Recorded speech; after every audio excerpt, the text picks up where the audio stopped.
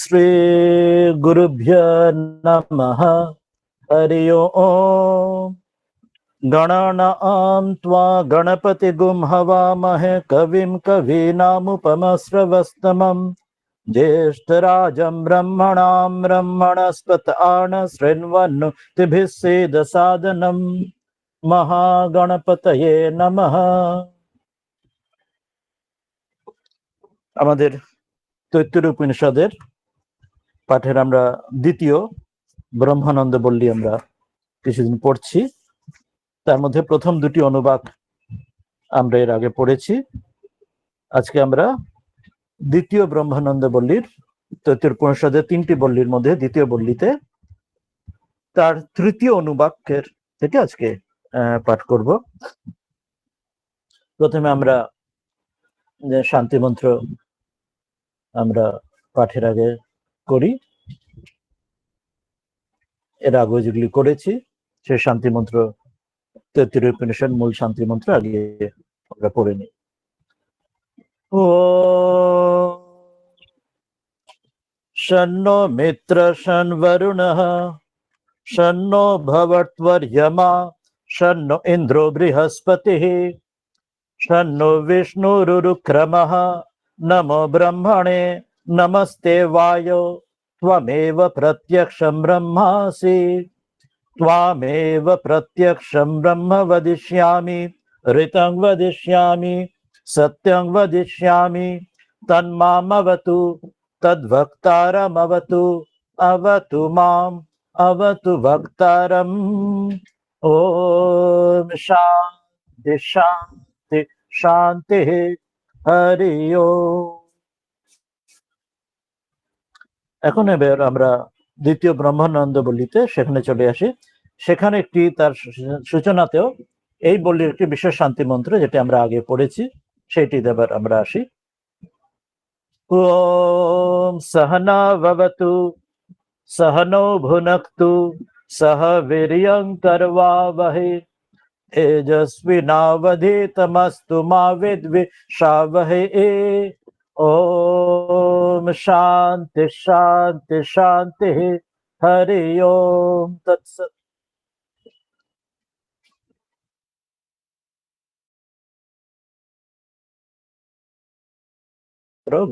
গুরু এবং শিষ্যের উভয়েরই শ্রোতা এবং বক্তা তাদের উভয়ের এটি কল্যাণ হোক। আমরা যে ব্রহ্মবিদ্যার চর্চা করছি তাতে উভয় তার লাভান্বিত হয়ে একে অপরের প্রতি দ্বেষ না করি, এটি বলা হয়েছিল। এবারে আমরা আজকের ব্রহ্মানন্দ বল্লী যেটুকু পড়েছি তারপর থেকে আজকে আসব। আমি সেই জায়গাটা চলে আসি। হ্যাঁ, এখানে ব্রহ্মানন্দ বল্লীর প্রথম দুটি অনুবাদ আমরা পড়েছিলাম। সেখানে বলা হয়েছিল যে যিনি আমরা খুব সংক্ষেপে নিলে যে ব্রহ্মকে জানার জন্য এবং যিনি সচ্চিদ আনন্দ সত্যম জ্ঞানম অনন্ত ব্রহ্মকে জেনে ব্রহ্ম হয়ে যান এবং তিনি সর্বব্যাপী হয়ে আমাদের হৃদয়ে থাকেন এবং তাকে জানলে সকল কামনার পরিপূর্ণ হয়ে যায় এবং তার সৃষ্টি তত্ত্বের বিষয় যে অব্যক্ত ব্রহ্ম কি করে এই ব্যক্ত জগৎ হচ্ছেন তাদের স্বীকৃতি অপ্তেজ মরুদ্ভিয়মে সেই বিপরীত ক্রমে বলা হয়েছিল। প্রথমে আকাশ, তারপর বায়ু, তারপর অগ্নি, জল এবং পৃথিবী রূপে তিনি অমূর্ত থেকে তিনি মূর্ত হচ্ছেন এবং সেখান থেকে বলা হলো যে পৃথিবী থেকে অন্ন থেকেই জীবগণের উৎপত্তি। সেটি বলা হলো যে আগের অনুবাকে পঞ্চকোষের উদাহরণ দিয়ে অন্নময় থেকে প্রাণময়, মনোময়, বিজ্ঞানময় এবং শেষে আনন্দময় কোষ, অর্থাৎ সে পেঁয়াজের খোসা ছাড়ানোর মতো, যেমন শ্রীরামকৃষ্ণ কথামৃতে বলছেন। তো সেইভাবে খোসা ছাড়ানোর মতো তার আমাদের মধ্যে মধ্যে আমাদের স্থূল থেকে সূক্ষ্মে তাকে তার কাছে যাবার প্রচেষ্টা এইভাবে বলা হচ্ছিল। এবং তাদের প্রথম অন্নময় কোষ আমরা পড়েছিলাম যে এই অন্ন অর্থাৎ এই বস্তুগত যে কোষ আমরা এই রক্ত মাংস মজ্জার যে শরীর সেটি অন্নময় কোষ তুলনা করা হলো একটি পাখির সঙ্গে তুলনা করে তার উদাহরণ দিল তার পাখি যেমন মাথা, দুই দিকে ডানা, বাঁ দিকে ডানা, তার লেজ এবং তার মূল যে শরীর, সেরকম প্রত্যেক আমাদের ব্যক্তির সেই রকম তুলনা একটি উপমা নেওয়া হলো। কেন সেটি পরের কোষগুলিতে সেই উপমা দিয়ে আমরা কি গভীর অর্থ অনুধাবন করতে চাইছি সেটি আসবে। অন্নময় কোষের পরে বলা হলো সেই অন্ন থেকেই আমরা যে দ্বিতীয় অনুবাকে আগের দিন পড়েছিলাম, যে সেখান থেকেই সকলে জীবের উৎপত্তি এবং সে অন্নের স্থিতি, অন্নেই তার লয় বা নাশ, এবং সেই যে অন্ন সকলের মধ্যে শ্রেষ্ঠ এবং তাকে অন্নকে যে ব্রহ্ম বলে উপাসনা করে সেও তার সে শ্রেষ্ঠ, সে তার অন্নের সে অভাব হয় না বা সে অন্য রূপে তার ব্রহ্মকে সে পেতে পারে এবং সে সেটি জানে, বোঝে, উপলব্ধি করে। অন্য থেকেই সকলের উৎপত্তি, স্থিতি এবং নাশ, যেটি আমরা আগের দিন বিস্তারে আলোচনা করেছিলাম যে কিভাবে খাদ্য খাদক ইকোলজিতে সম্বন্ধের মধ্যে যে আমরা প্রত্যেকেই একই রূপে যেন অপরকে জানে, অপর কোনো বস্তু আমরা যেমন খাদ্য গ্রহণ করি, সে আমরা ভেজ নন ভেজ যে প্রাণী যেমন হোক না কেন, আবার অন্য দিক দিয়ে আমরা নিজেরাও অপরের খাদ্য হয়ে যাই। যে আমাদের শরীরের মধ্যে প্রত্যেক অঙ্গ প্রত্যঙ্গ, যেমন শরীরের ভেতরে যেমন আমাদের ব্যাকটেরিয়া ইত্যাদি যেমন আছে সহায়ক বা বিরোধী রূপে, আবার শরীর শেষেও সেটিও তেমনি অপরের ভোজ্য বস্তু হয়ে যায়। অর্থাৎ আমরা একই রূপে ভোক্তা এবং ভোজ্য। আমাদের এই শরীরের অন্নের যে বিকার, সেটা প্রত্যেকেরই এক অর্থে সে অপরকে খাদ্য গ্রহণ করছে, সে খাদক, আবার অন্য দিক দিয়ে সে নিজেও খাদ্য হচ্ছে, অপর তার খাদক হচ্ছে। এই চক্রটা সবসময় চলছে, এই চক্রটা বলা হলো। এবং এর পরেরটা আমরা দ্বিতীয় অব্দি এসেছিলাম আগের দিন, তৃতীয় থেকে আজকে আসবো। তা সেখানে বলা হয়েছিল যে সেই অন্নময় শরীরের মধ্যে এক প্রাণময় শরীর আছেন। যেমন আমরা উদাহরণ নিয়েছিলাম, যেমন একটি সেই কোনো গাড়ি যেমন টায়ার হয়, টায়ারের মধ্যে যেমন একটি টিউব থাকে, টিউবের মধ্যে যেমন হাওয়া ভরলে সেটি যেন সম্পূর্ণ টায়ারেরই সেই সাইজের মতো সম্পূর্ণ মাত্রায় হয়ে যায় এবং তার মধ্যে দিয়ে সেটি কর্মশীল হয়। তো সেরকম বলছেন যে অন্নময় কোষের মধ্যে প্রাণময় কোষ আছে, যে প্রাণময় কোষ যার মধ্যে আমরা শ্বাস প্রশ্বাস গ্রহণ করি, যেটির মধ্যে দিয়ে পঞ্চ প্রাণের কথা আমরা আগে জেনেছি, পড়েছি বেদান্তে, যে প্রাণ অপান ব্যান উদান সমান। তো বলছেন সেইভাবে সেখানে অন্নময় কোষের মধ্যে প্রথমে স্থূল থেকে সূক্ষ্মতে যাবারতে বলছেন যে সেখানে প্রাণময় কোষ রয়েছে। এরপর সেটাকে এই প্রাণময় কোষকে উদাহরণ দিলেন সেই আগে পাখির উদাহরণের সঙ্গে, আগের দিন যেটি পড়েছি, যে পাখির মতোই তার যে প্রাণ বায়ু হলেন তার মস্তক, ব্যান এবং অপান বায়ু তার ডান এবং মা তার পাখির ডানার মতো দুই হাত যেন, আর তার শরীর হচ্ছে তার সমান বায়ু, সেই আকাশ যেখানে তার দ্বারা সমগ্র ব্যাপ্ত সমগ্র শরীরে। এবং এই পৃথিবীর ওপরে অপান বায়ুর যেমন ব্যালেন্স করে যেমন রয়েছে পৃথিবীর উপরে আমাদের প্রতিষ্ঠা রূপে, যে ফাউন্ডেশনের উপর আমরা রয়েছে প্রত্যেক ব্যক্তি, তো সেটি পৃথিবীকে তার প্রতিষ্ঠা। পাখি যেমন ল্যাজ, যেটির দ্বারা নৌকার হালের মতো তার নেভিগেশন বা ডিরেকশন ঠিক রাখে, তো সেইভাবে প্রাণবায়ুকে বলা হলো। তো প্রত্যেকে কি বলার উদ্দেশ্য হচ্ছে সবগুলোর মধ্যে দিয়ে আমাদের ব্রহ্ম চিন্তন, ব্রহ্মকে আমাদের মনে রাখা, ব্রহ্মভাবে উপাসনা করা। আমরা যখন এর আগের প্রথম যে বললি শিক্ষা বললিতে পড়েছিলাম, তখন উপাসনার নানা রকম উদাহরণ দেওয়া হয়েছিল। আমরা মনে আছে যখন পড়েছিলাম ব্যাহৃতি উপাসনা, ভূর্ভুবস্ব ইত্যাদি দিয়ে নানা রকম উপাসনা মন্ত্র ইত্যাদি বলা হয়েছিল। এখানে সেগুলি এখন সেগুলি জগতের মধ্যে ছিল, এবার সেখান থেকে ক্রমশ আমরা ভেতরের দিকে আসছে, নিজের নিজের মধ্যে আসছে। ব্রহ্মানন্দ মল্লিতে এই জন্য উপাসনা যা কিছু এগুলি আসছে নিজের ভেতরে আমাদের। আগেরটিতে ছিল শিক্ষা বলিতে ছিল জগতের মধ্যে, এই জগতের যে বাহ্য বস্তুর মধ্যে, সেখানে আমরা ব্রহ্মচিন্তন আসছিল বারবার। এরপর এখানে আমরা নিজের মধ্যেই, আমি যে আমার যে শরীর তার মধ্যে অন্নময়, এরপরে প্রাণময়, এরপর আরো ধাপে ধাপে আসবেন, তার মধ্যেই সেখানে ব্রহ্মকে দেখা, চিন্তন করা, উপাসনা করা, ব্রহ্মবোধে ভাবিত হওয়া এবং ব্রহ্মকে বোধে বোধ করার এই প্রচেষ্টার মধ্যে দিয়ে ব্রহ্মানন্দ বলি আসছে। তো সেই জন্য প্রথমে অন্নময় কোষের মধ্যে দিয়ে শরীরকে বলা হলো, শরীরের পরে প্রাণময় কোষে যেটা বললাম এই পঞ্চ প্রাণের মধ্যে দিয়ে তার ওই পাখির শরীরের সঙ্গে তুলনা করে তাকে বোঝানো হলো যে তার মধ্যে এই প্রাণ শক্তি, যে তিনিও ব্রহ্মেরই। আমরা যেমন মনে আছে আগে পড়লাম যখন সেই শান্তি মন্ত্রে, যে তোমাকে বায়ু, তোমাকে প্রত্যক্ষ ব্রহ্মরূপে তোমাকে জানবো। এখানে সেইভাবে অন্নময় কোষে যেমন অন্নকে ব্রহ্মরূপে জানা বলা হলো, তার মধ্যে যে প্রাণ বায়ুকে, এই পঞ্চ প্রাণকে, তাকে প্রত্যক্ষ বায়ু রূপে, তাকে সেইভাবে তাকে বোধে বোধ করে উপাসনা করা। এটি এক ধরনের বেদান্তের, সাধারণত আমরা যেমন জানি আমরা নীতি নীতি ভাবে উপাসনা যেমন করা হয়, যে তিনি এই নন এই নন এই নন করে করে তার কাছে যাওয়া, কিন্তু এখানে যেন ইতি বোধে উপাসনা হচ্ছে তাকেই, ইতির মধ্যেই তাকে ব্রহ্ম দেখা, সর্বভূতে ব্রহ্ম দর্শন। ওই জন্য নিজের মধ্যেও প্রথমে অন্নময় কোষ, অন্নের মধ্যে ব্রহ্ম দর্শন, এরপর প্রাণবায়ুতে দেখবো সেখানে ব্রহ্ম দর্শনের কথা, ব্রহ্মবোধ করার আসবে, এরপর আরো এক ধাপ এগিয়ে সেখানেও সেটি দেখবো। তো এই ধাপে আরো গভীর থেকে আরো গভীর নিয়ে গিয়ে সেখানে তিনি এইভাবে আমাদের বোঝানোর, আমাদের দেখানোর চেষ্টা করবেন। তারপরে এবারে আজকের তাহলে যে অংশটাতে আসার কথা, তৃতীয় অনুবাক, সেখান থেকে আমরা শুরু করি। দ্বিতীয় অনুবাক পর্যন্ত আমরা আগের দিন পড়েছি, তৃতীয় অনুবাকে আমরা আসি, এখান থেকে আজকে আমরা শুরু করব। প্রথমে তৃতীয় অনুবাক আমরা একটুখানি পড়ে নিই, যেটুকু আমরা সামনে দেখছি, তারপরে তার আমরা আলোচনায় আস্তে আস্তে আসবো।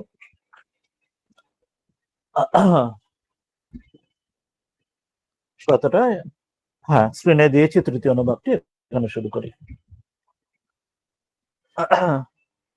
প্রাণং দেবা অনুপ্রাণন্তি মনুষ্যা পশবশ্চ ये प्राणो हि भूतानमायुः तस्मात् सर्वायुषमुच्यते सर्वमेव त आयुर्यन्ति ये प्राणं ब्रह्मोपासते प्राणो हि भूतानमायुः तस्मात् सर्वायुषमुच्यत इति। একটু আগে আমরা আগে পড়ি, তারপরে পরের অংশ দেখব। তাহলে প্রথম অংশটা তৃতীয় অনুবাকে আমরা আজকের পাঠে চলে আসি।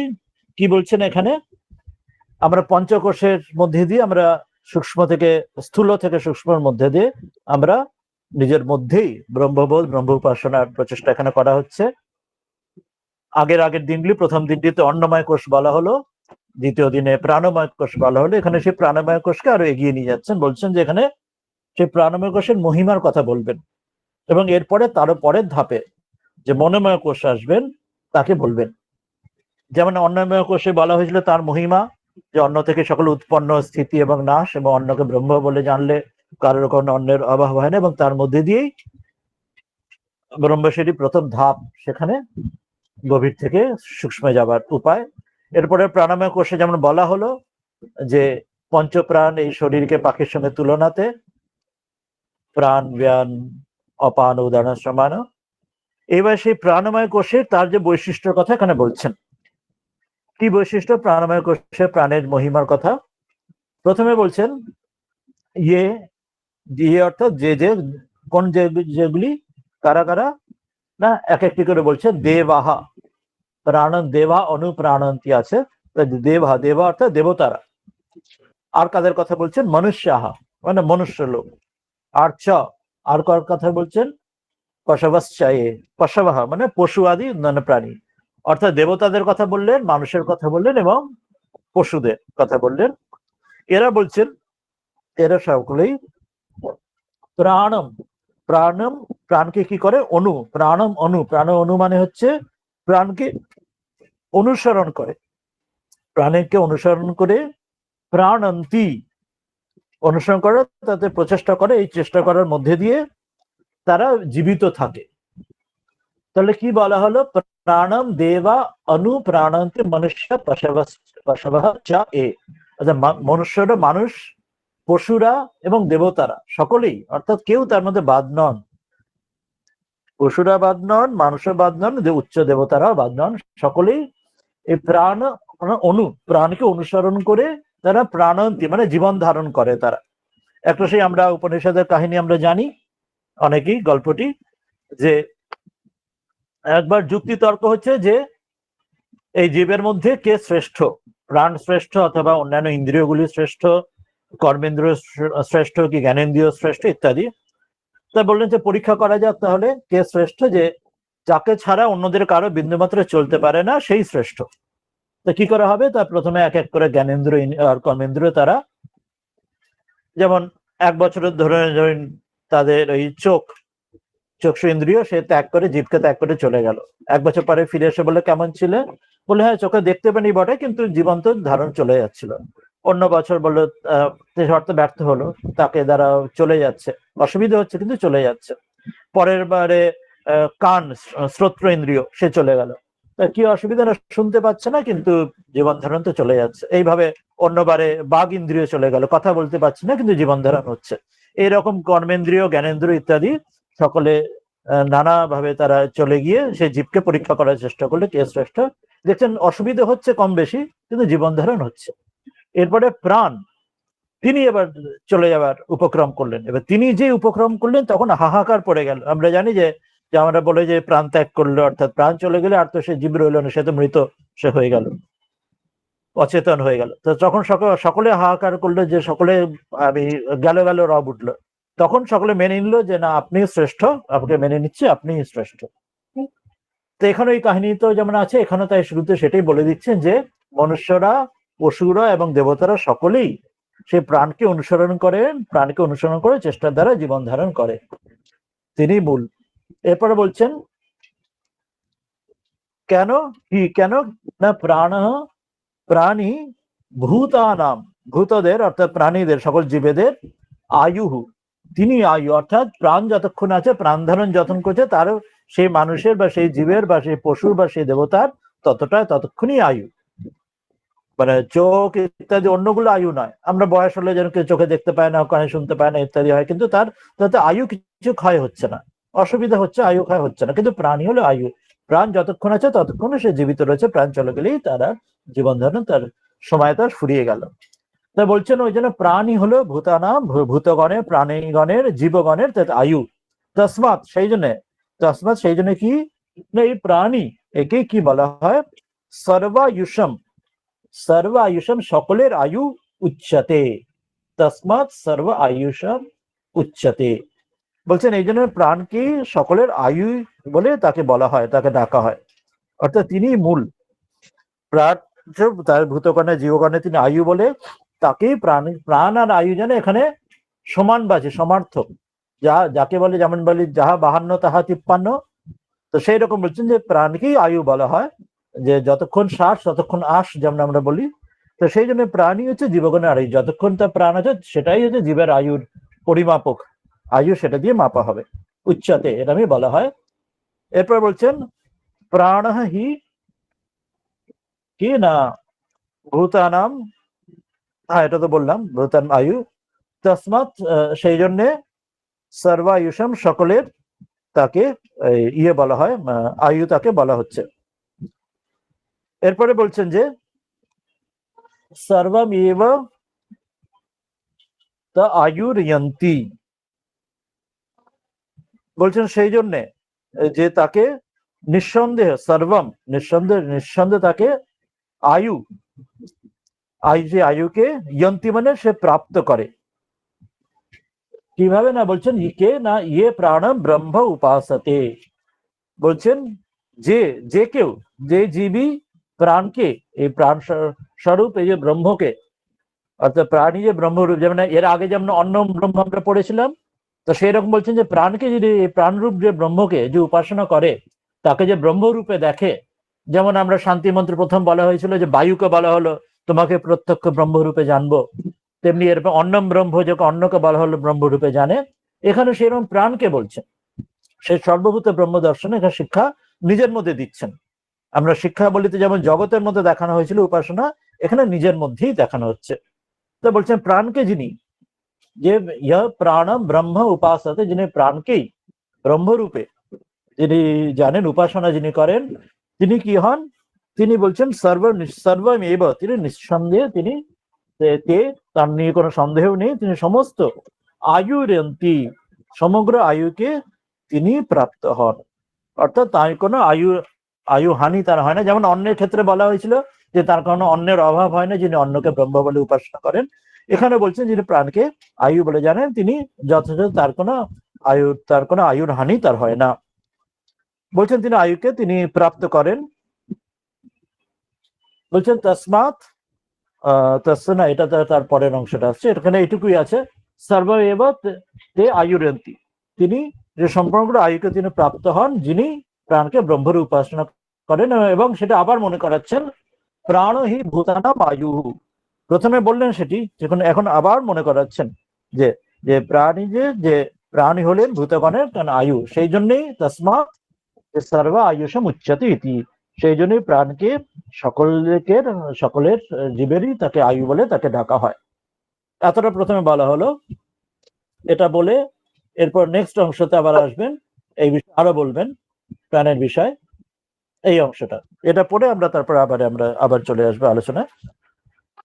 বলছেন তস্যৈষ এব শারীর আত্মা ইহ পূর্বস্য তস্মাৎ বা এতস্মাৎ প্রাণময়াৎ अन्यंतर आत्मा मनोमयः तेनैष पूर्णः स वा एष पुरुषविद एव तस्य पुरुषविदताम् अन्वयं पुरुषविदः तस्य यजुरेव शिरः ऋग्दक्षिणः पक्षः सामोत्तरः पक्षः आदेश आत्मा अथर्वाङ्गीरस पुच्छं प्रतिष्ठा तदप्येष श्लोक भवति। বলছেন যে তস্য এষ এব শারীর আত্মা, তস্য বলছেন তার, এষ এব এইটাই, এটা কি না এই যে শারীর, এই শরীরের মধ্যে থাকা এই যে আত্মা, অন্তরাত্মা, অর্থাৎ সে এক এক ধাপ করে করে অন্তরের দিকে আসছেন, ভেতরের দিকে আসছেন। যে প্রথম যেটা বললেন যে অন্নময় কোষের কথা আগে বললেন, অন্নময় কোষের ভেতরে বললেন তার মধ্যে তারই আকৃতির, যেমন সে টায়ারের ভেতরে টিউব থাকার মধ্যে ভেতরে প্রাণময় রয়েছেন, তা বলছেন সেই রকমই তার ভেতরে।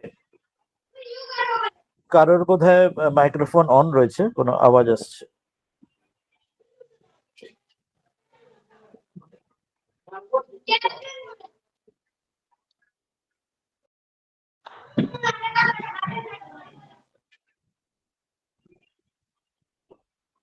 হ্যাঁ ঠিক আছে, একটু আওয়াজ আসছিল কারোর মাইক্রোফোনে। যাই হোক, তা বলছেন যে তস্য এষ এব শারীর আত্মা, বলছেন তার এইটি এই শরীরের মধ্যে এই যে অন্তরাত্মা, সেটা ইহা পূর্বস্য তসমাদ বা এ তসমাদ প্রাণময়াৎ। বলছেন আগে যেমন বলা হয়েছিল যে অন্নময়ের মধ্যে তারই আকৃতি সম্পন্ন প্রাণময় কোষ, সেরকম ধাপে ধাপে এই পরেরটা আসবেন যে প্রাণময় কোষের মধ্যে তাকেই ব্যাপ্ত করে, সমগ্র ব্যাপ্ত করে, সেই যেমন ঠিক ওই পেঁয়াজের খোসার মধ্যে, পেঁয়াজের খোসা ছাড়ালে তার মধ্যে ঠিক সেই রকমই সম্পূর্ণ তাকে ব্যাপ্ত করে, সেরকম আকৃতি তার থেকে ভেতরে রয়েছে। এখানে একটু সবটাই একটু উপমার মধ্যে দিয়ে যাচ্ছে, যেমন পেঁয়াজের খোসা যেমন খুব ফিজিক্যালি আমরা দেখতে পাই বা সেটার মধ্যে জানতে পারি, এখানে এমন নয় যে জীবের মধ্যে সেই রকম কোনো স্ট্রাকচারালি আমরা ভেতরে ওরকম একটা কোনো শেপে আমরা কোনো প্রাণময় বা মনোময়কে আমরা দেখতে পাচ্ছি, তা নয়। কিন্তু এটি আমাদের উপমাগুলো দেওয়া হচ্ছে আমাদের বোঝার সুবিধার জন্য, এই তত্ত্বটি বোঝার জন্য। ঠিক যেমন যখন বলা হয় বাঘের মতো ভয়ঙ্কর যখন মানুষকে, বা বাঘের মধ্যে তেজ, তার মধ্যে তার যে বাঘের মধ্যে তেজ আছে মানে বাঘের মধ্যে লেজও যে থাকবে তা তো নয়। সে উপমা দেওয়া হচ্ছে যে ব্যাপারটি বোঝার সহজবোধ্য করার জন্য। সেই জন্য এখানে ওইভাবে বোঝানোর জন্য বলছেন যে অন্নময়ের মধ্যে তারই যেমন সম্পূর্ণ ব্যাপ্ত করে তারই আকৃতি সম্পূর্ণ ভেতর প্রাণময় রয়েছে। এবার তার মধ্যে ইহা পূর্বস্থ তসমাৎ বা এ তসমাৎ প্রাণময়া, তার মধ্যে পূর্বস্থ যে আগের ভেতরে আগের মধ্যে অন্নরসময় কোষের মধ্যে যেমন অন্তরাত্মা রূপে প্রাণময় রয়েছেন, এখানে তার মধ্যে তারও ভেতরে প্রাণময়ের মধ্যে আর একজন আছেন। তো সেটি এখন আমাদের উপমার বোঝার সুবিধার জন্য সিম্বলিক্যালি প্রতীকী রূপে বোঝানো হচ্ছে, ওই পেঁয়াজের খোসার মতো যেমন বোঝানো বলছেন। তো সেই রকম বই নিশ্চিত ভাবে তার মধ্যে তসমাৎ এ তসমাৎ, তার সেই প্রাণময় কোষের মধ্যে প্রাণময়া, তার মধ্যে অন্য অন্তর আত্মা মনোময়, তারপর আরেকটি আছে, অন্য একটা আছে, ভিন্ন আর একটা আছে অন্তর, তার ভেতরে রয়েছে।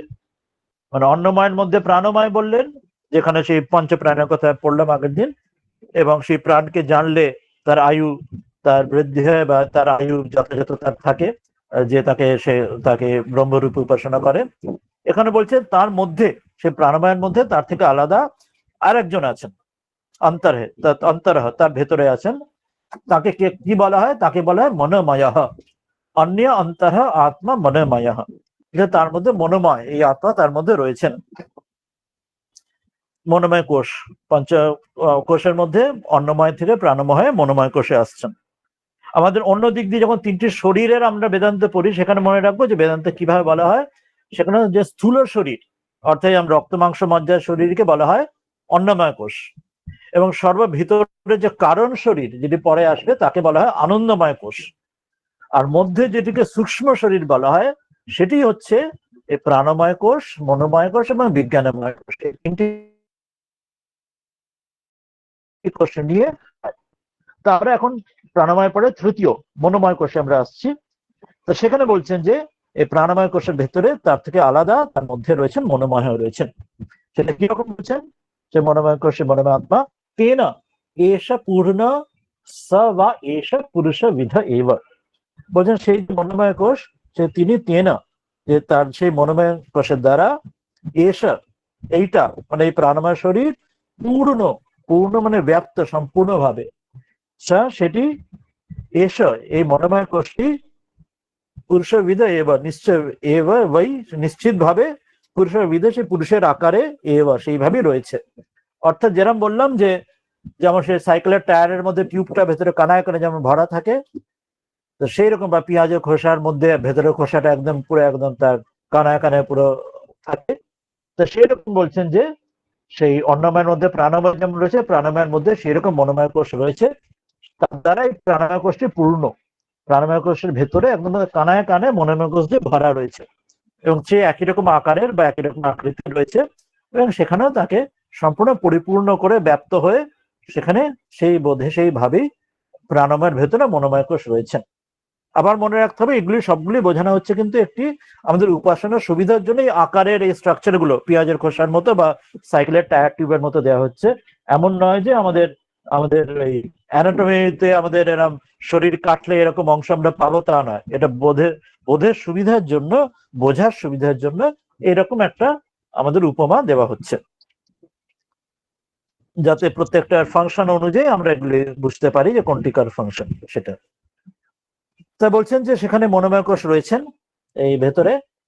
বলছেন তার তস্য, তো সেই মনোময় পুরুষের পুরুষ বিধতাম, বলছেন তার যে মধ্যে কিরকম তার মধ্যে ভাগ কেমন আছে, যে পুরুষ বিধতাম অন্বয়ম পুরুষ বিধ অনু অয়ম পুরুষ বিধ, সেই পুরুষ তুল্য পুরুষ বিধতাম তার সেই আকৃতির সেই অনুগত হওয়ার জন্য, সে পুরুষ তুল্য সেই আকৃতির জন্যই, অর্থাৎ অন্নময় পুরুষের মধ্যে যেমন প্রাণময় বলা হলো যে একই আকৃতির ব্যাপ্ত হয়ে রয়েছেন, সেই জন্য সেখানে সেই পাখির উদাহরণ দেওয়া হলো যেন অন্নময়ের মতোই সেখানে সেই প্রাণময়তে প্রাণ ব্যান অপান ইত্যাদি উদাহরণ দেওয়া হলো।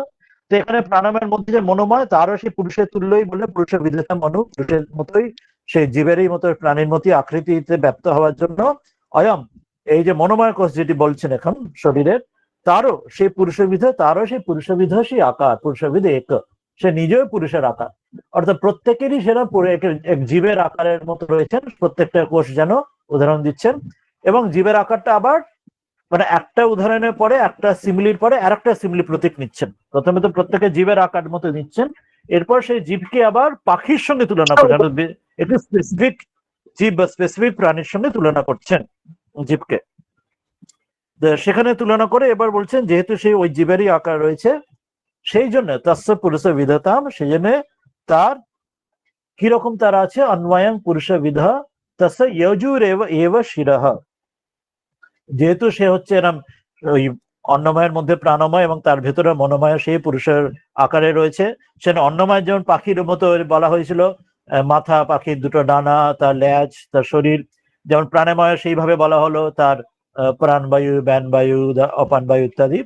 তো এদেরও মনোময় কোষেরও সেই রকম সেই পুরুষেরই আকারে জীবের আকারে এবং তার মধ্যে স্পেসিফিক উদাহরণস্বরূপ পাখির আকারে, তার যে তার ফাংশনে তার ব্যাখ্যা করছেন বোঝানোর সুবিধার জন্য, যাতে তাকে ব্রহ্মরূপে আমরা বোধ করি উপাসনা করি।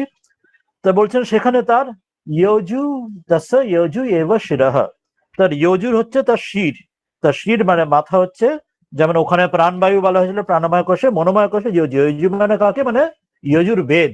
আমরা যে চতুর্বেদ জানি, ইয়জুর বেদ, অথর্ব বেদ, তারপরে ঋগ্বেদ, সামবেদ, সেখানে ইয়জুর বেদ বলছেন তার মাথা। আর কি বলছেন ঋগ দক্ষিণা পক্ষ, ডান দিকের যে হাত মানে ডান দিকের যে পাখা পাখির পাখা তাকে বলছেন ঋগ, সেটি যে ঋগ্বেদের উদাহরণ দিচ্ছেন, সঙ্গে তুলনা করছেন। আর কেন মনোময় কোষে সেটি আর বলছেন সাম উত্তরে মানে বাঁদিকের যে হাত বা বাঁদিকের ডানা, মানুষের বা প্রাণীর বাঁদিকের যে হাত, বা উদাহরণে পাখির সঙ্গে বাঁদিকের যে ডানা, তাকে বলা হচ্ছে সামবেদের সঙ্গে তুলনা করা হচ্ছে। তাহলে মাথায় যজুর্বেদ বলা হলো, ডান দিকে ঋগ্বেদ বলা হলো, বাঁদিকে পাখা সামবেদ বলা হলো। এরপরে আদেশ আত্মা। আদেশ, আদেশ হচ্ছে আমরা আসবো যেটা হচ্ছে বেদের মধ্যে যে বিধি বাক্য যে বলা হয়েছে বেদের, যে এই করণীয়, এই করবে, ইত্যাদি করবে না, ডুজ অ্যান্ড ডোন্টস, ধর্মের ক্ষেত্রে যেগুলি পালনীয় বা পালনীয় নয় ইত্যাদি যে নিয়ম থাকে, প্রত্যেকের নিজ নিজ বর্ণ বা আশ্রম অনুযায়ী তার যে স্থিতি পরিস্থিতি অনুযায়ী তার কি করণীয় বা করণীয় নয়, তো সেই বিধিবাক্য ডুজ অ্যান্ড ডোন্টস, যেমন আমরা প্রত্যেকের যে নিজ নিজ জায়গায় আছি, প্রত্যেকে স্টুডেন্টে তার আর্মিতে গেছে, তার কিছু নর্মস থাকে, যে ডাক্তার থাকে, প্রত্যেক ফিল্ডে প্রত্যেক মানুষের, যেমন বিবাহ হলে তার বিবাহ, স্বামী স্ত্রী, তাদের কিছু টর্মস থাকে, কি করণীয় কি করণীয় ইত্যাদি। সেই যে সমাজের প্রত্যেক পরিস্থিতিতে প্রত্যেক মানুষের, দেশের মধ্যে নানা আইন ইত্যাদি থাকে। তো সেই রকম হচ্ছে যে বিধি বাক্য আদেশের আত্মান্তে, সে বিধি বাক্যগুলি কি করণীয় না করণীয়, সেগুলি হচ্ছে যে আত্মা অর্থাৎ যে শরীর, অর্থাৎ মূল শরীর। ওখানে যেমন বলা হলো সমান বায়ু আকাশ আত্মা প্রাণময় কোষে বলা হয়েছিল, যার দ্বারা সমগ্র ব্যাপ্ত থাকে। তো এখানে মনোময় কোষে বিধি বাক্য, যেটার দ্বারা আমরা পালনীয় ডুজ অ্যান্ড ডোন্টস, যেটার দ্বারা আমরা সমাজে আমরা ঠিক ঠিক যথাযথ থাকতে পারি, সেটি পালনের মাধ্যমে, তাকে আদেশ আত্মা শরীর বলা হলো বেদের বিধি বাক্যগুলিকে। এরপরে বলছেন অথর্বাঙ্গিরসহ, অথর্ব এবং অঙ্গিরা ঋষি, অথর্ব বেদ, যজুর্বেদ বলা হলো, ঋগ্বেদ বলা হলো, সামবেদ বলা হলো, এরপর অথর্ব বেদ আরেকটি যে বেদ, সেই বেদ, এবং অঙ্গিরা ঋষি, অঙ্গিরা ঋষি তিনি, তার দ্বারা অথর্ব বেদে যে মন্ত্র আছে সেগুলি বলা হচ্ছে অথর্ব অঙ্গিরা রস পুচ্ছং প্রতিষ্ঠা। পাখির যেমন ওই ল্যাজ, যাকে ওখানে প্রাণময় কোষের ক্ষেত্রে যেমন পৃথিবীকে বলা হয়েছিল তার ফাউন্ডেশন আধার, এখানে বলা হচ্ছে অথর্ববেদ এবং অঙ্গিরা ঋষির দ্বারা অথর্ববেদের মন্ত্র, সেগুলি পাখির ল্যাজের মতো, তার যে নেভিগেশন ডিরেকশন থাকে। তো এখানে সেই পুচ্ছ, তার যে প্রতিষ্ঠা, যে আধার, সেই পাখির ল্যাজের মতো, সেই অথর্ববেদকে বলা হলো। এরপর বলা হচ্ছে তৎ অপি এষ শ্লোক ভবতি, এই বিষয়ে আগে একটি আরো শ্লোক থাকবে। তো এইটি হচ্ছে তৃতীয় অনুবাকে। তো তৃতীয় অনুবাকে এখানে কি বোঝানো হলো, তাহলে এই যে বিষয়গুলি তিনটি বলা হলো, যজুর্বেদ এবং বাঁ হাত ডান হাত, বাঁ পাখা ডান পাখার জন্য ঋক এবং সামবেদ বলা হলো, এবং সবার শেষে অথর্ব অঙ্গিরসে তাকে অথর্বেদে তাকে ল্যাজ বলা হলো, এবং শরীরটা তাকে বেদের বিধিবাক্য বলা হলো। আমরা যদি বেদের ক্ষেত্রে যে নিয়ম যেমন বলা হয় সাধারণত, যজুর্বেদের মধ্যে যে মন্ত্রগুলি সাধারণত আছে, যখন বৈদিক যুগে যখন যজ্ঞ আদি কর্ম করা হতো, হোম ইত্যাদি নানা রকম যে যজ্ঞ করা হতো, যজ্ঞে যে মন্ত্রগুলি পাঠ করা হতো, সেই মন্ত্রগুলি হচ্ছে যখনই আমরা এই বৈদিক ক্রিয়াকাণ্ড করব, সেখানে যখন মন্ত্রগুলির প্রধানত থাকবে, কারণ কেন না যখন হোম বা যজ্ঞ করা হয়, আমরা বর্তমান কালে যখন হোম দেখি, তাকে দেখি বেলপাতা বা অন্য কিছু দিয়ে যেন স্বাহা উচ্চারণ করে সেখানে আহুতি দেওয়া হয়। বিশেষ করে বিভিন্ন ক্ষেত্রে বিভিন্ন রকম বলা হয়, কোথাও স্বাহা, কোথাও বৌষট, কোথাও স্বাধা ইত্যাদি, বিভিন্ন ক্ষেত্রে দেবগণ পিতৃগণ ইত্যাদি নানা নিয়ম যেগুলি আছে। তো সেই রকম হচ্ছে যখন মন্ত্র দ্বারা যখন যজ্ঞ ইত্যাদি হোম করা হয়, তখন তার যে মন্ত্রগুলি প্রধানত থাকে সেগুলো হচ্ছে যজুর্বেদ থেকে আসে। যজুর্বেদের মন্ত্রের মাধ্যমে সাধারণত যজ্ঞ আদির এইসব মন্ত্রগুলিতে হোম যজ্ঞ করা হয়, এবং তাতে তার মন্ত্রের শেষে স্বাহা শব্দটি অনেক সময় থাকে, সেগুলির দ্বারা সেগুলি বিশিষ্টতা, অর্থাৎ যজ্ঞ করার জন্য এই মন্ত্রগুলির দ্বারা স্বাহা ইত্যাদি বলে, যেমন যেমন আহুতি যা কিছু দেওয়া হয় যজ্ঞ কুণ্ডলের মধ্যে। তো সেই জন্য এই মন্ত্রগুলো বিশিষ্ট, অত্যন্ত বিশিষ্ট, কারণ মূল কর্মের জন্য মূল যে সহায়ক যে মন্ত্রগুলি, সাহায্যকারী মন্ত্র এইগুলি। সেই জন্য একজন মানুষের যেমন মাথা যন্ত্রের প্রধান, শির প্রধান, যেমন ওই পঞ্চপ্রাণের মধ্যে প্রাণ বায়ুকে প্রাণময় কোষে বলা হয়েছিল প্রধান বলে, তাকে প্রাণকে শির বলা হয়েছিল। এখানেও সেই রকম কর্মকাণ্ডের মধ্যে যেহেতু মূল যে মন্ত্রগুলি, সহায়ক মন্ত্র হচ্ছে যজুর্বেদের মন্ত্র, যেখানে ইত্যাদি যখন আহুতি দেওয়ার সময় স্বাহা ইত্যাদির দ্বারা মন্ত্র করা হয়, বলা হয়, তো যেখানে যেসব মন্ত্রগুলিকে সহায়ক মন্ত্র, সেই জন্য এখানে যজুর্বেদকে তার শির বা মাথা বলা হচ্ছে। কারণ যত মন্ত্র আছে বেদের, তার মধ্যে যজুর্বেদের মন্ত্রগুলোতে মূল যজ্ঞ আদিতে তার মূল প্রাধান্যতা থাকে। আর অন্য যে মন্ত্রগুলি ঋগ্বেদ এবং সামবেদের মন্ত্রগুলি ওইগুলি ওই সময় সহায়ক মন্ত্র থাকে। সহায়ক মন্ত্র কিরকম, মানে যেমন শরীরে ওখানে যজ্ঞ আদিতে যখন কিছু স্তব স্তুতি বা গান ইত্যাদি সামবেদের ক্ষেত্রে নানা গান করা হয় মন্ত্র দ্বারা, স্তব স্তুতি আর যেন স্তব স্তুতি ইত্যাদি করা হয়, তখন ঋগ্বেদে নানা মন্ত্র আছে সহায়ক মন্ত্র। ঠিক যেমন আমরা সাধনা করার সময় যেমন ইষ্ট মন্ত্র যে মন্ত্র মূল রয়েছে, আর অন্য সময় হয়তো তার আমরা কোনো আরতি কোনো ভজন গাইছি বা কোনো স্তব করছি বা স্তোত্র করছি বা কোনো গান গাইছি, তো এগুলি সহায়ক। কিন্তু মূল হচ্ছে ইষ্ট মন্ত্র যেটা গুরু দিয়েছেন সেটি মূল। আর অন্যান্যগুলি যেন আরতির যে ভজন বা অন্যান্য স্তোত্র বা স্তব ইত্যাদি, সেগুলি আমাদের ভজন ইত্যাদি এগুলো সহায়ক এগুলি, বা অন্যান্য আমরা 108 নাম যেগুলি করা হয় বিভিন্ন নাম সংকীর্তন ইত্যাদি গুলো সহায়ক। আর মূল ইষ্ট মন্ত্র হচ্ছে মূল। এখানে সেই রকম হচ্ছেন, বলছেন যজুর্বেদটা মূল কেন, তাকে শির মাথা কেন বলা হচ্ছে, শরীরের যেমন মাথাটা মূল, তা সেই রকম এখানে তার ওই যজুর্বেদের দ্বারা সেখানে যে যজ্ঞ আদি যে মূল যে কর্মকাণ্ড যা কিছু কর্মের ক্ষেত্রে যজুর্বেদের মন্ত্র দ্বারা সেগুলি করা হয়। আর ঋগ্বেদের মন্ত্র দ্বারা তাকে স্তব স্তুতি করা হয়। আর সামবেদের মন্ত্র দ্বারা তার গান, তাতে গীত তাতে করা হয়। সে নিয়ে অন্যগুলি সহায়ক, আর যজুর্বেদটা মূল বলে তাকে শির বলা হলো। বাকি ঋগ্বেদকে ডান হাত আর সামবেদকে ওই জন্য বাঁ হাত বলা হলো। এরপর বলা হচ্ছে আদেশ আত্মা। আদেশ আত্মা অর্থাৎ যেমন আমাদের ক্ষেত্রে যেমন ওই শরীরের মধ্যে আমরা যেমন মূল শরীরটা, মূল যে স্ট্রাকচার, যে টর্স যেটা বলা হয় আমাদের বুক পেট যে মূল যে শরীরটা, সেটাকে শরীর স্ট্রাকচারটা ধরে রাখছে সেটা। আর অন্যগুলো তার অঙ্গরূপে, তার উপরে একটা মাথা, দুদিকে দুটো হাত বা নিচে পা। পাখির ক্ষেত্রে তাদের মূল যে তার শরীরটা বডি রয়েছে, তার উপরে মাথা, তার নিচে পা, যেগুলি পেছনে লেজ রয়েছে।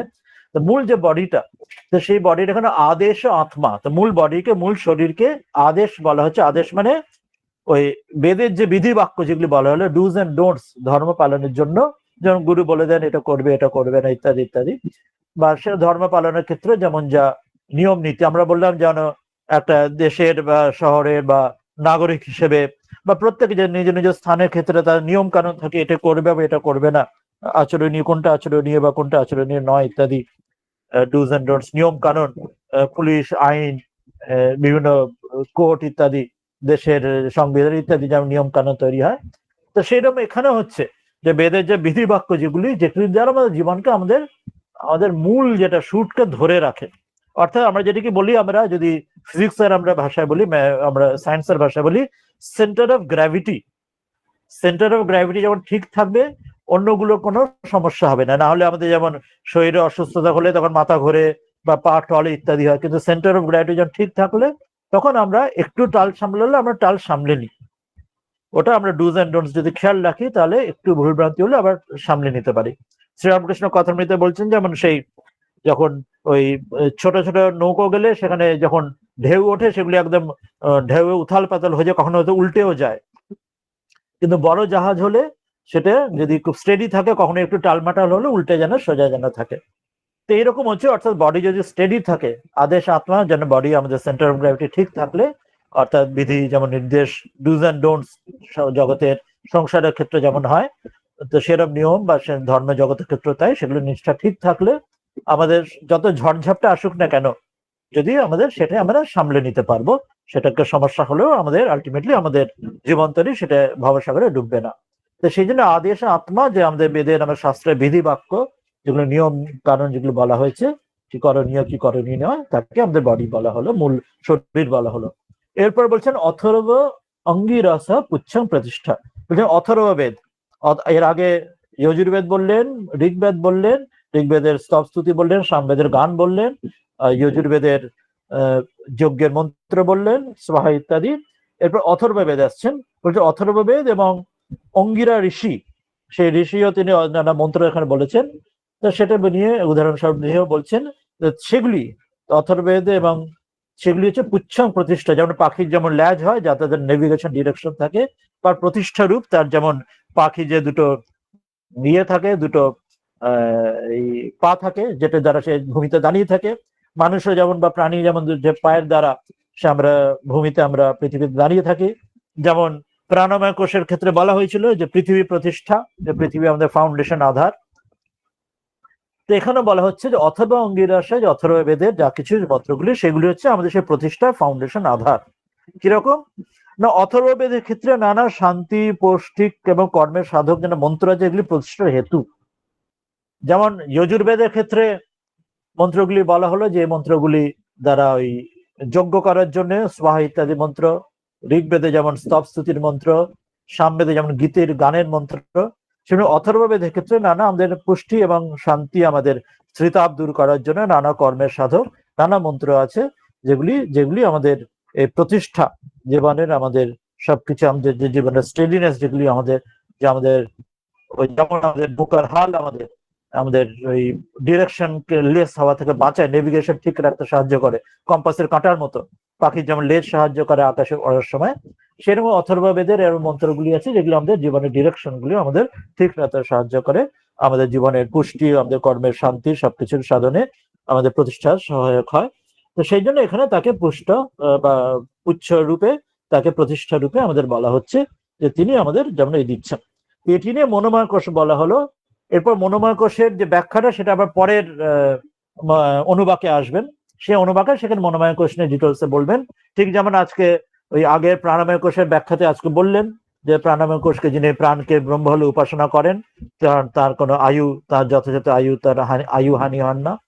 তা সেই রকম বলছেন এখানেও প্রাণময় কোষ, মনোময় কোষের ক্ষেত্রে তার যে তাকে ব্রহ্মরূপে জানার, তার যে আমাদের উপাসনা করার তার যে ফল, সেটি পরের শ্লোকে আসবে, পরের অনুপাকে আসবে। এখানে শুধু এইটুকু আমাদের আজকের জন্য এইটুকু জানলে হবে যে কেন এখানে মনোময় কোষের সঙ্গে এইগুলি, এই বেদকে কেন নেওয়া হলো।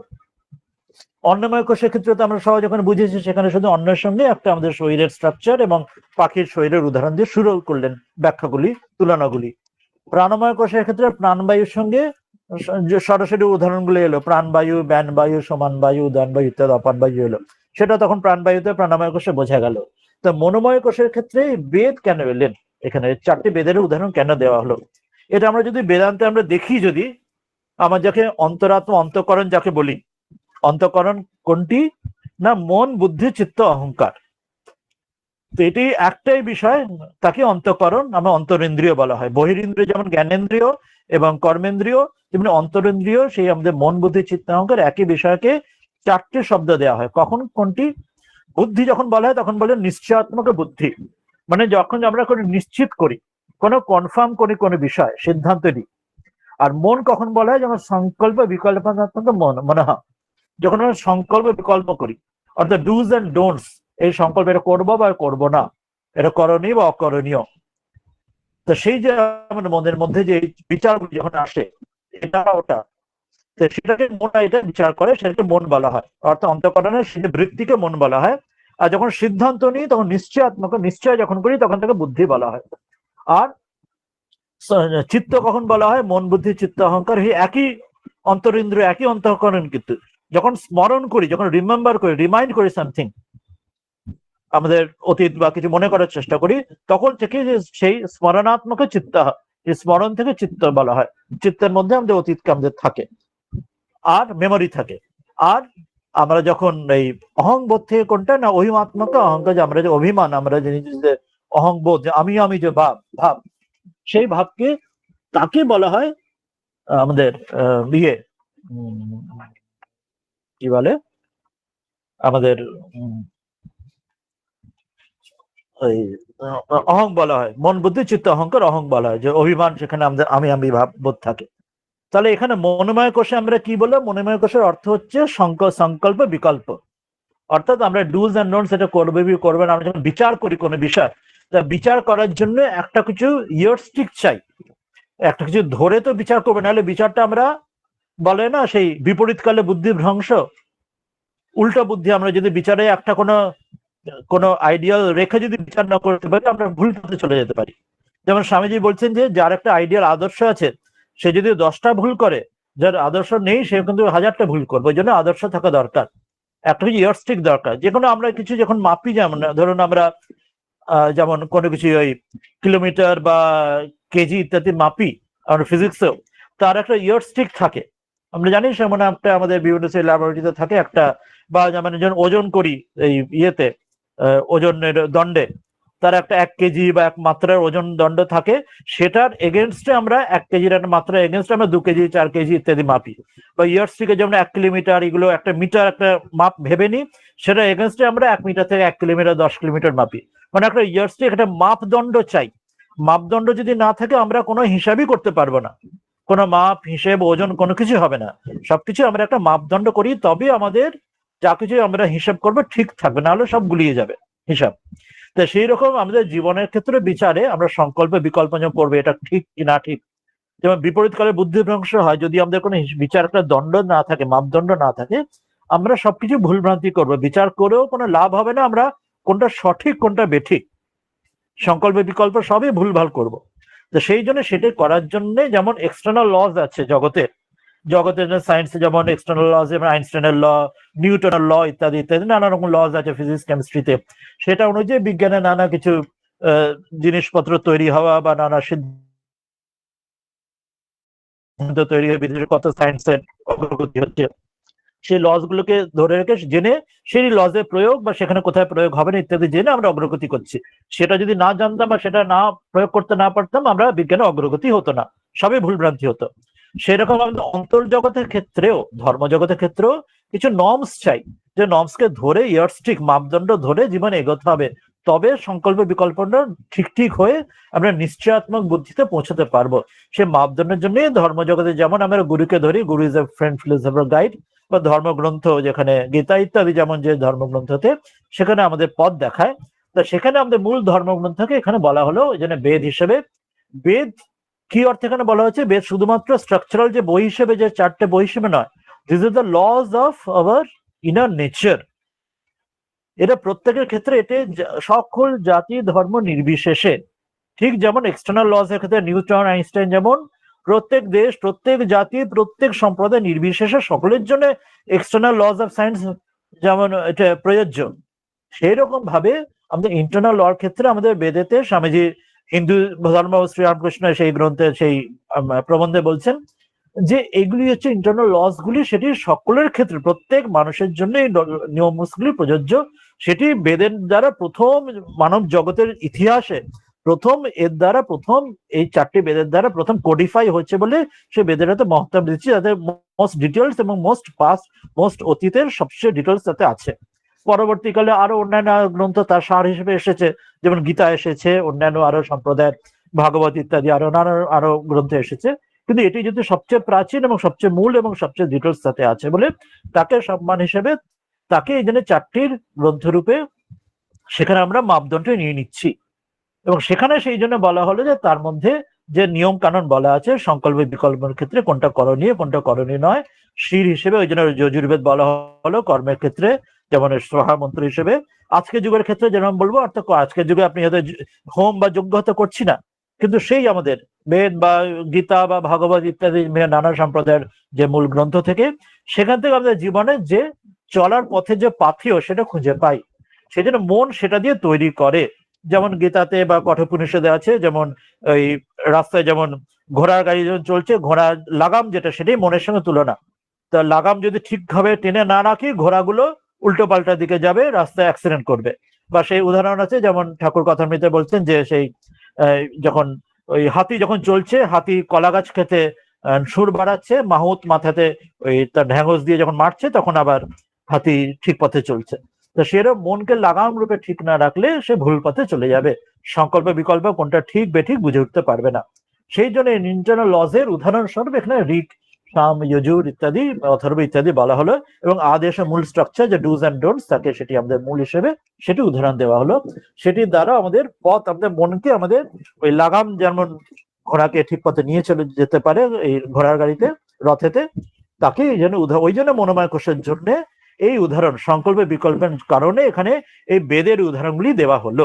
বেদ যেহেতু most oldest lodge of our inner nature, ঠিক যেমন এক্সটার্নাল নেচারের আইনস্টাইন নিউটন ইত্যাদি ইত্যাদি যেমন আছে, তো বেদকে সেই জন্য তার যে মর্যাদার স্থান সেটি দেওয়া হলো, সেটা উদাহরণস্বরূপ বলা হলো। তো এটা আজকে মনোময় কোষ, আজকে এই অংশটি পড়া হলো আমাদের তৃতীয় অনুবাদ। পরের দিন আমরা দেখব চতুর্থ অনুবাকে মনোময় কোষে, সেখানে তারকে ব্রহ্মরূপ উপাসনা তার ফল দেখব, এবং তারপরে তার পরের ধাপে বিজ্ঞানময় কোষে আসবেন চতুর্থ, এবং তারপরে পঞ্চমে আনন্দময় কোষ এই ধীরে ধীরে এগোবেন। আমাদের অনেকটা সময় হয়ে এসছে, আর 10 মিনিট মতো আছে। আমি মনে হয় আজকে এখানেই থামলে ভালো, পরেরটার না গিয়ে। যদি একটু আলোচনা করার থাকে,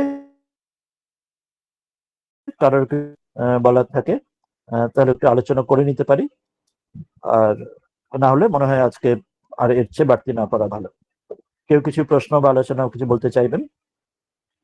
মহারাজ বলুন। মানে প্রশ্ন করার আজকে কিছু নেই আমার, কিন্তু মানে একটা কথা বলার আছে যে এত সুন্দর আপনি বুঝিয়েছেন আর এত গভীর জিনিস, মানে আমরা আরো কয়েকবার আপনার এই ভিডিওটা একটু শুনে নিই।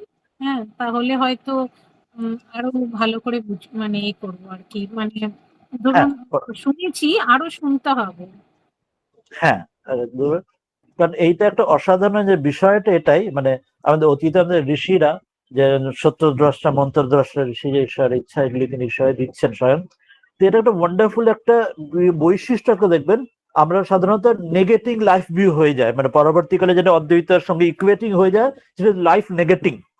মানে আমরা একটা এরকম একটা ধারণা যেন হয়ে গেছিল যে সবকিছু নেতি নেতি ওটাই যেন সবকিছুর মূল, সবকিছু যেন একটা নেগেটিভ ভিউ, একটা যেন আমাদের ইন্ডিয়ান আমাদের স্পিরিচুয়াল ইত্যাদি। কিন্তু এখানে দেখুন উপনিষদের স্বামীজি এই জন্য বারবার আমাদের উপনিষদে ফিরতে বলছেন, এটা কিন্তু পজিটিভ লাইফ ভিউ রয়েছে, ইতি ইতি ভাব রয়েছে এখানে। শিক্ষাগুলি তো দেখলাম সবচেয়ে পজিটিভ, জগতের মধ্যে ভূর্ভুবস্বের মধ্যে দিয়ে ব্রহ্মকে দেখছেন, সমগ্র জগতের সমষ্টির মধ্যে। আর একটা রাষ্ট্রের মধ্যে নিজের মধ্যেও নেগেট না করে নিজের মধ্যে সেই পেঁয়াজের খোসা ছাড়ার মতো যেন এক এক ধাপে ধাপে ধাপে ধাপে অন্যায় কোষ সেখানে ব্রহ্মরূপে, তারপর প্রাণময়ত ব্রহ্মরূপে নিজের ভেতরে নিজে যেন নিজের গভীরে ধীরে ধীরে নিজের গভীরে ঢোকা, যেটা গুরু আমাদের ধ্যান করে আমরা শেখান আমাদের সাধনা, সেটাই এখানে নিজের মধ্যে এইভাবে ঢোকাচ্ছেন, এইভাবে শেখাচ্ছেন আমাদের। এটা একটা ওয়ান্ডারফুল, একটা গ্রেট জিনিস এখানে। তো এটা আমরা আজকে এত দূর অব্দি আজকে এলাম, আমরা এর পরেরটা আমাদের দেখবো পরের দিন মহারাজ দিয়ে গই। জিজ্ঞেস হ্যাঁ করতে বলুন, পারি? বলুন। আপনি বুদ্ধি মন আর চিত্ত তো বুঝলেন, তো অহং ভাবটা কিসে বোঝায়?